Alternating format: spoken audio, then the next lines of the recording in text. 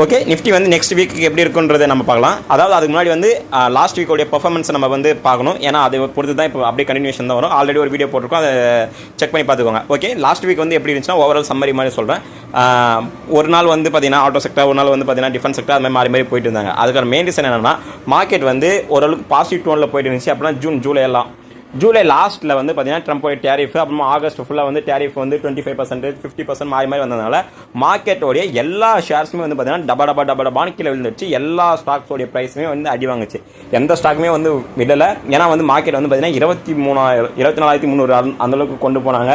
Market வந்து பெருசாக வந்து பாயிண்ட்ஸ் வந்து என்ன ஒரு 700 பாயிண்ட்ஸ் தானே கம்மியாக இருக்குன்னு நம்ம நினைச்சாலும் அந்த 700 பாயிண்ட்ஸ் கம்மியானாலும் அதுக்குள்ளே ஒவ்வொரு நாளையும் மார்க்கெட் வந்து வேற ஒரு சில செக்டர்ஸில் மேலே ஏற்றி பட் மற்ற செக்டர்ஸ் வந்து ட்ராக் பண்ணுறதுன்னு சொல்லிட்டு இதே மாதிரி வந்து தொடர்ந்து போயிட்டே இருந்ததுனால மார்க்கெட் வந்து பார்த்தீங்கன்னா கிட்டத்தட்ட 1.5 மாதம் வந்து கன்சாலிடேஷன் மூலம் எல்லா ஸ்டாக்கோடைய ப்ரைஸுமே வந்து கீழே வந்துச்சு. எதுவுமே வந்து மேலே இருந்துச்சுன்னு நம்ம சொல்கிறதுக்கு இல்லை. எந்த ஸ்டாக்குமே அந்த மாதிரி ஸ்டாக்கே கிடையாது. எல்லா ஸ்டாக்கோடைய ப்ரைஸுமே கீழே விழுந்து எல்லாமே இப்போ தான் வந்து கொஞ்சம் கொஞ்சமாக பவுன்ஸ் ஆகிட்டு இருக்கு. ஸோ ஒரு சில ஸ்டாக்ஸ்லாம் வந்து பார்த்தீங்கன்னா 52 வீக் லோ அளவுக்கு போச்சு. ஒரு சில ஸ்டாக்ஸ் வந்து பார்த்தீங்கன்னா 52 வீக் லோக்கு கிட்ட போயிடுச்சு. இப்போ எக்ஸாம்பிள் நம்ம சொல்லணும்னா டிசிஎஸ் அவங்க வந்து 52 வீக் லோக்கு போனாங்க. சன்ஃபார்மா 52 வீக் லோக்கும் கீழே போனாங்க. அது மாதிரி ஒவ்வொரு செக்டர்லையும் நம்ம ஒரு சில ஸ்டாக்ஸை நம்ம சொல்லணும்னா கண்டிப்பாக சொல்லலாம். அப்புறமா ஐஆர்பின்னு சொல்லிட்டு இன்ஃப்ராஸ்ட்ரக்சரில் அவங்களதான் இருக்கட்டும். அதே மாதிரி வந்து அதானி இதெல்லாம் வந்து பார்த்தீங்கன்னா இதுக்கு முன்னாடி அதானி கிரீன் அதெல்லாம் வந்து 1000 ரூபாய் 1500 அந்த மாதிரி இருந்தது. அதானி போர்ட்ஸ் அதெல்லாமே வந்து பார்த்தீங்கன்னா குறைஞ்சி மேலே ஏறிச்சு. ஸோ எல்லா ஸ்டாக்கோடைய ப்ரைஸுமே நம்ம மேஜரான ஸ்டாக்ஸ் எல்லாமே எடுத்திங்கன்னா எல்லா ஸ்டாக்ஸுமே வந்து பார்த்தீங்கன்னா கீழே மேலே போயிட்டு வந்து எல்லாமே வந்து கிட்டத்தட்ட 52 வீக் லோக்கு கிட்ட போகலை. ஒரு சில ஸ்டாக்ஸ் வந்து பார்த்தீங்கன்னா ஒரு அந்த 52 வீக் லோவில் ஒரு 70% அளவுக்குலாம் போயிடுச்சு. ஒரு சில ஸ்டாக்ஸ் எல்லாமே கிட்டத்தட்ட எல்லா ஸ்டாக்ஸுமே அந்த மாதிரி இருந்துச்சு. ஸோ இப்போ வந்து மார்க்கெட் என்ன பண்ணிருக்காங்கன்னா எல்லா ஸ்டாக்குமே வந்து கீழே இருந்ததை இப்போ திருப்பி மேலே ஏற்றணும். இப்போ வந்து மார்க்கெட் வந்து புல் மார்க்கெட்டாக மாறணும்னா ஒவ்வொரு செக்டாருமே ஒவ்வொரு ஸ்டாக்கோடைய ப்ரைஸுமே ஏறணும். ஒரே நாளில் வந்து எல்லா ஸ்டாக்ஸுமே ஏறியுமான்னு கேட்டால் கண்டிப்பாக அது மாதிரி நடக்காது. அது வந்து பயங்கரமான ஒரு நியூஸ் இருந்தால் தான் அது மாதிரி நடக்கும். பட் அது மாதிரி நடக்காது. அது மாதிரி இருக்கும்போது டெய்லி வந்து ஒவ்வொரு செக்டரையாக ஃபோக்கஸ் பண்ணுறாங்க. எப்படின்னா இப்போ எக்ஸாம்பிளுக்கு வந்து ஃபஸ்ட்டு வந்து திங்கக்கிழமை ஆட்டோ செக்டர், அது மாதிரி வந்து ஒவ்வொரு நாளைக்கு ஒவ்வொரு செக்டரையாக வந்து அவங்க ஃபோக்கஸ் பண்ணி ஒவ்வொரு செக்டரையுமே வந்து மேலே கொண்டு போனாங்க. இப்போ அதான் ஒரு நாளைக்கு அந்த செக்டர், இன்னொரு நாளைக்கு வந்து ஐடி செக்டர், இன்னொரு நாளைக்கு வந்து ஃபார்மா செக்டர்னு சொல்லிட்டு. ஏன்னா ஒரே நாளைக்கு எல்லா செக்டரையும் தூக்கி கொண்டு போய் நிறுத்த முடியாது. அப்படி போனால் மார்க்கெட் வந்து சைன்னு போயிடணும். அந்த மாதிரி போகணும்னா அது வந்து மேஜராக பயங்கரமாக ஒரு நியூஸாக இருக்கணும். இப்போ ஜிஎஸ்டி வந்து 2.0 அதை பற்றி எல்லாம் சொல்லும் போதெல்லாம் பார்த்தீங்கன்னா ஒரு 300 பாயிண்ட்ஸ் அளவு கேப் அப் இருந்தாலுமே பட் ஆனால் அது வந்து சஸ்டெயின் ஆகலை. ஏன்னா வந்து டேரிஃப் கன்சர்ன் இருந்தது. அப்புறமா வந்து ஒரு சில எஃப்ஐஐ வந்து வித்துட்டே இருந்தாங்க. இன்னும் நிறைய விஷயங்கள் இருந்தது. ப்ராஃபிட் புக்கிங் சொல்லிட்டு எல்லாமே பார்த்தாங்க. ஏன்னா மார்க்கெட் நிற்குமா நிற்காதான்னு சொல்லிட்டு எல்லாருமே ஒரு சில டவுட்ஸ் இருந்தது.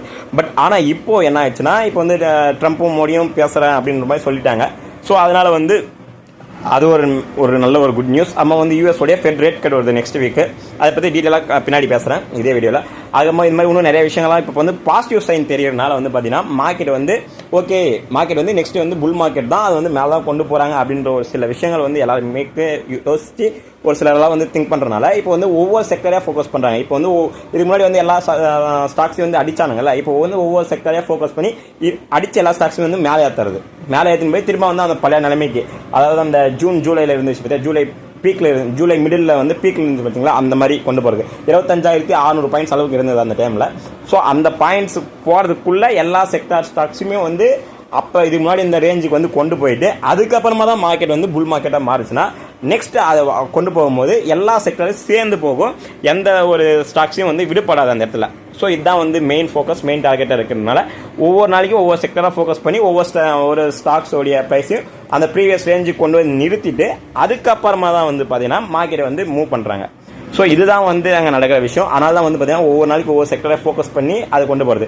இப்போ வந்து நம்ம கேட்கலாம் நெக்ஸ்ட் டே வந்து ப்ராஃபிட் புக்கிங் இருக்குனாலே இப்போ சும்மா ஒரு எக்ஸாம்பிள் சொல்கிறேன். ஒரு ஸ்டாக்கோடைய ப்ரைஸை வந்து ஒரு இப்போ ஆட்டோ செக்டர்ஸ் எல்லாம் இருக்குன்னா 16% ஏற்றுனாங்கன்னா இப்போ ப்ராஃபிட் புக்கிங்லாம் போனாலுமே அதெல்லாம் கழிச்சு விட்டுங்கனாமே செவ்வாய் புதன்கிழமெல்லாம் வந்து பார்த்தீங்கன்னா ப்ராஃபிட் புக்கிங் எடுத்தாங்க. இருந்தாலுமே இப்போ வந்து எங்கே நிற்குன்னா ஒரு 12%, அதாவது முன்னாடி இருந்து இந்த லெவலில் பார்க்கும்போது வந்து ஒரு 12% இல்லை 10% வந்து மேலே கொண்டு போய் நிறுத்திருப்பாங்க. அதே வந்து இப்போ ஐடி எடுத்தாங்கன்னா ஒரு 8% ஏற்றிருக்காங்கன்னா ஒரு 2% அதில் ப்ராஃபிட் புக்கிங் எடுத்தாலுமே ஒரு 5% சஸ்டெயின் ஆகும். அந்த மாதிரி ஒவ்வொரு செக்டரையும் ஃபோக்கஸ் பண்ணி ஒவ்வொரு செக்டரையாக அந்த ஸ்டாக்ஸ் எல்லாம் வந்து கொண்டு போய் மேலே நிறுத்தி அதுக்கப்புறமா அங்கே ஒரு பேஸ் மாதிரி போட்டு அதுக்கப்புறமா அங்கேருந்து வந்து அது ஒரு ஒரு இது மாதிரி ஒரு பேஸ் மாதிரி, அது ஒரு ஃப்ளோர் மாதிரி.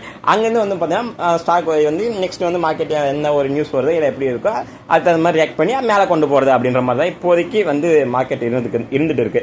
ஸோ இதுதான் வந்து மேஜரான விஷயம், மார்க்கெட் வந்து எப்படி என்ன ஆகிட்டு இருக்குது அப்படின்றது. ஸோ இப்போ வந்து நெக்ஸ்ட் எந்தெந்த செக்டர்ஸ் என்ன ஏதுன்னு சொல்லிட்டு நெக்ஸ்ட் வீக் எப்படி இருக்குன்றதை நம்ம டீட்டெயிலாக பார்ப்போம். லாஸ்ட் வீக்குக்கான ஒரு குயிக்கான ரீகேப் மாதிரி, ஏன்னா அந்த வீடியோ நீங்கள் ஆல்ரெடி ஒரு வீடியோ போட்டிருக்கோம், அதை நீங்கள் பாருங்க. இப்போ வந்து ஒரு குயிக்கான ரீகேப் மாதிரி நம்ம சொல்லணும் அப்படின்னா, நிஃப்டியோடைய மெட்டல் செக்டர் வந்து பார்த்தீங்கன்னா திங்கக்கிழமை வந்து பார்த்தீங்கன்னா மெட்டலையும் ஆட்டோவையும் வந்து பயங்கரமாக ஏற்றுனாங்க. கிட்டத்தட்ட வந்து பார்த்தீங்கன்னா டாடா ஸ்டீல் அவங்களும் ஏறிச்சு, அதே மாதிரி டாடா மோட்டார்ஸ் அவங்க வந்து பார்த்தீங்கன்னா 3% வந்து கெயின். எப்போன்னு பார்த்தீங்கன்னா மண்டே. ஸோ இது வந்து நம்ம என்ன சொன்ன மாதிரி அந்த செக்டார்ஸில் ரொட்டேஷன்ஸ் மாதிரி அசோக் லைலாண்டும் கிட்டத்தட்ட ஏற்றுனாங்க. எல்லாமே வந்து பார்த்தீங்கன்னா பயங்கரமாக ஒரு ஏறிச்சு. மகேந்திராலாம் பார்த்தீங்கன்னா 3200 இந்த ஸ்டாக் ப்ரைஸ் வந்து இப்போ வந்து 3700 வரைக்கும்லாம் கொண்டு போனாங்க. ஸோ இதெல்லாமே வந்து அந்த ஒரு செக்டரே டார்கெட் பண்ணி கொண்டு போகிறது. அதான் அதுக்கு முன்னாடி வர ஃப்ரைடேவும் திங்கக்கிழமையும் வந்து பார்த்தீங்கன்னா ஆட்டோ செக்டர்ஸில் இருந்தாங்க. அப்போ இது மாதிரி ஆச்சு. அதே மாதிரி வந்து பார்த்தீங்கன்னா நெக்ஸ்ட் வந்து பார்த்தீங்கன்னா செவ்வாவும் புதனும் வந்து பார்த்தீங்கன்னா ஐடி செக்டர்ஸ் வந்து லார்ஜ்லேயே கொண்டு போனாங்க. ஏன்னா அன்றைக்கி வந்து மார்க்கெட்டும் வந்து அதுக்கு தகுந்த மாதிரி க்ளோஸ் ஆச்சு. அதுதான் வந்து நல்ல ஒரு விஷயம். ஏன்னா வந்து 5% அளவுக்கு வந்து பார்த்தீங்கன்னா இன்ஃபோசிஸ் ஸ்டாக்ஸ் வந்து ஏறிச்சு. அப்புறமா வந்து சென்செக்ஸில் கிட்டத்தட்ட 200 பாயிண்ட்ஸ் வந்து பார்த்தீங்கன்னா இன்ஃபோசிஸ் வந்து அன்றைக்கி பார்த்தீங்கன்னா பாசிட்டிவில் இருந்தாங்க. ஸோ இதெல்லாமே வந்து பார்த்தீங்கன்னா மேஜரான ஒரு ஐடி செக்டர்ஸ்க்கு வந்து அந்த டியூஸ்டே வெனஸ்டே. ஏன்னா அதுக்கு முன்னாடி நம்ம ஆல்ரெடி சொல்லியிருந்தோம், அந்த டேரிஃப் போடுறாரு ட்ரம்ப் வந்து ஐடி செக்டர்ஸ்னு சொல்ல அந்த நியூஸ்னால ஐடி செக்டர்ஸ் வந்து மேஜராக விழுந்துச்சு வெள்ளிக்கிழமையும் திங்கக்கிழமையும். ஸோ அதை வந்து செவ்வாய் புதன் 2 நாளே வந்து அதை ஈடு கட்டிட்டாங்க. கிட்டத்தட்ட எல்லா ஸ்டாக்ஸுமே மேலே ஏற்றிட்டாங்க. இன்ஃபோசிஸ் வந்து பார்த்தீங்கன்னா அவங்களுடைய பைபேக் ஷேர்ஸ் வந்து அனௌன்ஸ் பண்ணியிருக்காங்க. அதனால் வந்து அது வந்து நல்ல ஒரு எல்லாருமே ஏன்னா இன்வெஸ்டர்ஸ்க்கு அது ஒரு நம்பிக்கை தானே. ஏன்னா 18,000 கோடி அளவுக்கு வந்து பார்த்தீங்கன்னா இன்ஃபோசிஸ் திரும்ப நான் எடுத்துக்கிறேன், நான் திரும்ப என்னுடைய ஸ்டாக்ஸை வாங்க போகிறேன் 18,000 கோடிக்கு அப்படின்னு அவங்க சொல்கிறாங்க அப்படின்னா இதெல்லாமே ஒரு பாசிட்டிவ் சைனாக தெரியும்ல. ஸோ அதனால தான் வந்து பார்த்தீங்கன்னா இன்ஃபோசிஸ் வந்து பார்த்தீங்கன்னா ஐடி இண்டெக்ஸில் வந்து மேஜரான பங்கு வந்து பார்த்தீங்கன்னா அவங்களுக்கு கிட்டத்தட்ட 20% வந்து பார்த்தீங்கன்னா இன்ஃபோசிஸே வச்சுருக்காங்க அந்த ஐடி இண்டெக்ஸில். ஸோ இது வந்து இன்ஃபோசிஸ்னால அந்த ஐடி செக்டரே வந்து பார்த்தீங்கன்னா நல்ல ஒரு பாசிட்டிவில் இருந்துச்சு. முக்கியமாக பார்த்தீங்கன்னா HCL விப்ரோலாம் நல்ல ஒரு பாசிட்டிவ். நல்ல பாசிட்டிவ் கிட்டத்தட்ட ஒரு 5% 6% அளவுலாம் 5% நினைக்கிறேன் 5% அளவுலாம் வந்து அவங்க பாசிட்டிவ் வந்தாங்க. ஸோ இதை வந்து பார்த்தீங்கன்னா டியூஸ்டே வெனஸ்டே 2 நாளைக்கு சேர்த்து தான் நான் சொல்கிறேன். ஸோ இது வந்து பார்த்தீங்கன்னா அவங்கள அந்த விஷயத்தில் ஐடி செக்டர் வந்து டியூஸ்டே வெனஸ்டே டார்கெட் பண்ணியிருந்தாங்க. நெக்ஸ்ட் தேர்ஸ்டே வந்து என்னாச்சு அப்படின்னு நம்ம பார்த்தோன்னா, தேர்ஸ்டே வந்து ட்ரம்ப்பும் வந்து ஒரு ட்வீட் ஒன்று போட்டிருந்தாரு. நானும் வந்து என்னுடைய ஃப்ரெண்டு மோடியும் வந்து நாங்கள் பேச போகிறோம். நாங்கள் வந்து யூஎஸ்க்கும் இந்தியாவுக்கு இருக்கிற அந்த ட்ரேடு டீல் அந்த விஷயத்தில் இருக்கிற பிரச்சனையை வந்து நாங்கள் சால்வ் பண்ண போகிறோம். இதனால் வந்து பார்த்திங்கன்னா 2 நேஷனுக்கும் வந்து இது வந்து நல்ல ஒரு பாசிட்டிவாக இருக்கும். ட்ரம்ப் அந்த வந்து சொல்லியிருந்த என்ன சொன்னாலும் அதை இந்த டேரிஃப் கான்சர்ன்ஸ் எல்லாமே வந்து நாங்கள் வந்து முடிச்சுட்டு நெக்ஸ்ட் வந்து ஒரு பாசிட்டிவான ஒரு இதுக்கு கொண்டு போகிறோம் எக்கனாமி அப்படின்ற மாதிரி சொல்லியிருப்பாப்பில். அதனால் வந்து பார்த்திங்கன்னா மார்க்கெட் வந்து லாங் கேப் அப்பில் ஓப்பன் ஆச்சு. அதே மாதிரி பார்த்திங்கன்னா இப்போ தொடர்ந்து வித்துட்டு இருந்த எஃப்ஐஐ வந்து பார்த்திங்கன்னா இப்போ வந்து அவங்க வந்து மேஜரான ஒரு பாசிட்டிவான ஒரு பையர்ஸாக வந்து மாறிட்டாங்க. ஸோ அதனால் வந்து பார்த்தீங்கன்னா டியூஸ்டே மட்டுமே கிட்டத்தட்ட 3000 கோடி அளவுக்கு அவங்க வாங்கியிருந்தாங்க. மற்ற இந்த நெட் வீக் அந்த 5 நாள் நம்ம பார்த்தோன்னா ட்ரேடிங் செஷன்ஸில் பார்த்தோன்னா கிட்டத்தட்ட ஒரு 2 நாள் தான் வந்து அவங்க விற்றுருந்தாங்க. அதுவும் விற்றது ரொம்பலாம் இல்லை, ஜஸ்ட் ஒரு 100 கோடி 130 கோடி அந்த மாதிரி. அது ஜஸ்ட்டானு கேட்டிங்கன்னா அவங்க விற்கிறதுக்கு நம்ம கம்பேர் பண்ணும்போது நம்மளுக்கு ஜஸ்ட் இல்லை, அவங்களுக்கு அது ஜஸ்ட்டு ஒரு 3000 கோடி அளவுக்கு வாங்குறாங்க செய்கிறாங்க இது பண்ணுறாங்கன்னு போது அந்த 2 நாள் மட்டும் லைட்டாக நெகட்டிவ் இருந்தாங்க. மற்றபடி எல்லாமே வந்து பார்த்திங்கன்னா எஃப்ஐஐ வந்து இப்போ வந்து நெட் பையர்ஸாக மாறி இருக்காங்க. ஸோ அதனால் வந்து பார்த்திங்கன்னா மார்க்கெட் வந்து அதுவும் வந்து ஒரு பாசிட்டிவான சைன் மார்க்கெட்டுக்கு இதெல்லாமே இருந்துச்சு. அதே மாதிரி பார்த்திங்கன்னா அன்றைக்கி வேலைக்கிழமை வந்து மேஜராக நம்மளுடைய இண்டெக்ஸில் வந்து பாசிட்டிவ் வந்து பார்த்திங்கன்னா ஆயில் அண்ட் கேஸ் இண்டெக்ஸ் கிட்டத்தட்ட அன்றைக்கி வந்து அடிச்சிட்டாங்கன்னு சொல்லலாம். அதானி கிரீன், அதானி பவரு, அப்புறமா வந்து NTPC 5 பாயிண்ட்ஸு, அப்புறமா இந்தியன் பெட்ரோலியம், பாரத் பெட்ரோலியம், கோல் இந்தியா, முக்கியமாக கோல் இந்தியா, வேதாந்தாலாம் கிட்டத்தட்ட ஒரு 7% வந்து உயர்த்தினாங்க மார்க்கெட்டை. ஸோ இது எல்லாமே வந்து பார்த்தீங்கன்னா என்றைக்கு நடந்துச்சு அப்படின்னு பார்த்தோன்னா இதெல்லாமே வந்து வேலைக்கிழமை பயங்கரமான ஒரு இம்பேக்ட் அன்றைக்கி மார்க்கெட்டில் நல்லாவே தெரிஞ்சிச்சு. நல்லா பாசிட்டிவ்ஸையும் சூப்பராக தெரிஞ்சிச்சு.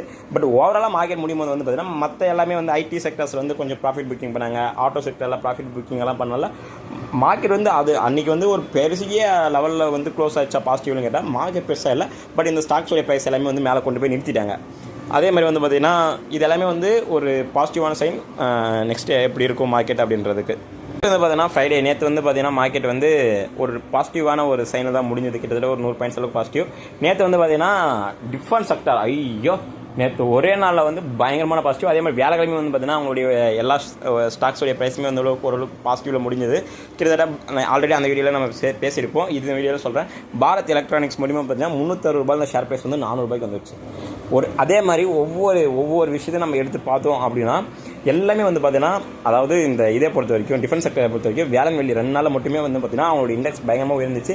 7% வந்து இந்த 2 நாளில் மட்டும் அவங்களுடைய டிஃபென்ஸ் செக்டருடைய ஸ்டாக்ஸோடைய ப்ரைஸ் வந்து பார்த்தீங்கன்னா 7% வந்து ஏறி இருக்குது இந்த 2 நாளில்.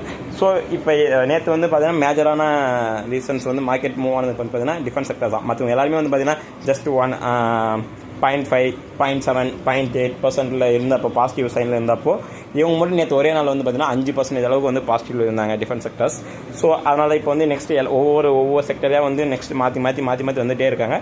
நெக்ஸ்ட்டு மண்டே வந்து பார்த்தீங்கன்னா எனக்கு தெரிஞ்சு மேஜரான ப்ளூ சிப்ஸ், அதாவது இந்த ரிலையன்ஸாக இருக்கட்டும், அப்புறமா வந்து ஏர்டெல், அப்புறமா டிசிஎஸ், அப்புறமா எல்என்டி, லாசன் அண்ட் டியூபரோ, இந்த மாதிரியான ஒரு சில மேஜரான ஒரு நல்ல ப்ளூ சிப்ஸ் இருக்குல்ல, அவங்கள வந்து கார்னர் பண்ணுவாங்களோ, அவங்கள வந்து மேலே ஏற்றுவாங்களோ அப்படின்ற ஒரு தாட்ஸாக ஓடிட்டு இருக்கு. அதே மாதிரி இன்னும் இவங்க வந்து அந்த ரொட்டேஷன் பண்ணினே வரும்போது இன்னும் ஃபார்மா செக்டர் வந்து லைட்டாக டெய்லியும் கொஞ்சம் பாசிட்டிவ் இருக்குது. பட் மேஜரான ஒரு பாசிட்டிவ் அப்படின்னு மாதிரி தெரியல. ஸோ மேபி திங்கக்கிழமை வந்து ஃபார்மா செக்டரை வந்து இவங்க டார்கெட் பண்ணால் ஃபார்மா செக்டருடைய ப்ரைஸ் வந்து நல்லா ஹைக் ஆகலாம் அப்படின்ற மாதிரி தோணுது. அதே மாதிரி வந்து ப்ளூ சிப்ஸ், அதாவது இந்த முக்கியமான கம்பெனிஸ் நம்மளுடைய நிஃப்டி 50ல் அவங்களே வந்து டார்கெட் பண்ணி அவங்களுடைய ஷேர்ஸோடைய ப்ரைஸ் எல்லாம் வந்து ஏற்றுறதுக்கு வாய்ப்புகள் இருக்கலாம் அப்படின்ற மாதிரி தோணிட்டு இருக்குது. ஸோ இது வந்து அந்த மாதிரி விஷயம். நெக்ஸ்ட் வந்து பார்த்தீங்கன்னா நெக்ஸ்ட் வீக் வந்து பார்த்தீங்கன்னா 16-17 வந்து பார்த்தீங்கன்னா யூஎஸோடைய ஃபெட்டோடைய ரேட் கட் அது வந்து வர மாதிரி இருக்குது. ஸோ அது வந்து ரேட் கட் வந்து வந்துச்சுன்னா அது வந்து அதனால் வந்து மார்க்கெட் வந்து மேஜராக எதனா சேஞ்சஸ் இருக்குமா என்ன, கண்டிப்பாக மேஜரான சேஞ்சஸ் இருக்கும்.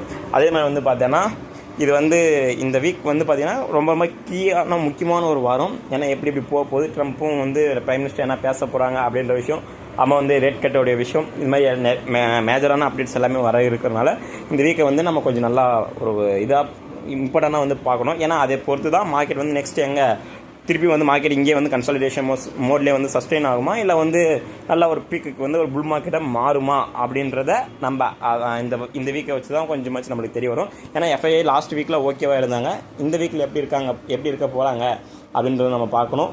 ஸோ இது வந்து கொஞ்சம் க்ரூஷியலான வீக்கு. கொஞ்சம் மார்க்கெட் வந்து க்ளோஸ் அப்சர்வ் பண்ணுங்கள். நம்ம சேனலையும் ரெகுலராக அப்டேட் பார்த்துட்டே இருங்க. நம்ம வந்து அப்டேட் பண்ணிட்டே இருப்போம். நெக்ஸ்ட்டு கோல்டோடைய ப்ரைஸ் வந்து ஆல்ரெடி ஆல் டைம் ஹையில் தான் இருக்குது. ஸோ இது வந்து இன்னும் பீக் ஆகுமா அப்படின்னு கேட்டிங்கன்னா தெரியல. ஆனால் பீக் ஆகிறதுக்கு வாய்ப்பு இருக்குது. ஏன்னா ரேட் கட் யூஎஸில் வந்து பார்த்திங்கன்னா அந்த ரேட் கட் வந்துச்சுன்னா கண்டிப்பாக வந்து கோல்டோடைய ப்ரைஸ் வந்து ஹைக் ஆகிறதுக்கு வாய்ப்புகள் இருக்குது. ஸோ அது வந்து நம்ம வெயிட் பண்ணி பார்க்கணும் நெக்ஸ்ட் எப்படி இருக்குன்னு சொல்லிட்டு. அது மாதிரி வந்து பார்த்திங்கன்னா இன்ஃப்ளேஷன் அந்த ஃபிகர்ஸ் வந்து யூஎஸில் வரப்போகுது. ஸோ இது எல்லாமே வந்து கொஞ்சம் க்ரூஷியலான பாயிண்ட்ஸ். நெக்ஸ்ட் நம்ம எப்படி பார்க்க போகிறோன்றது இந்த வீக் வந்து கொஞ்சம் க்ரூஷியலாக தான் இருக்கும். எல்லாமே வந்து கொஞ்சம் க்ளோஸ் அப்சர்வ் பண்ண வேண்டிய வீக் தான். ஸோ நம்ம பார்க்கலாம் நெக்ஸ்ட் வந்து இந்த வீக் எப்படி முடிய போகுது, மார்க்கெட் வந்து எப்படி க்ளோஸ் ஆக போகுதுன்றதை நம்ம டீட்டெயிலாக பார்த்து தெரிஞ்சுக்கலாம். நம்ம அது மாதிரி நம்ம சேனல்ஸ் வந்து ரெகுலராக அப்டேட் கொடுத்துட்டு தான் இருப்போம். ஸோ நீங்கள் பார்த்துட்டு இருங்க, பார்க்கலாம் நெக்ஸ்ட் எங்கே முடிய போகுதுன்னு சொல்லிட்டு.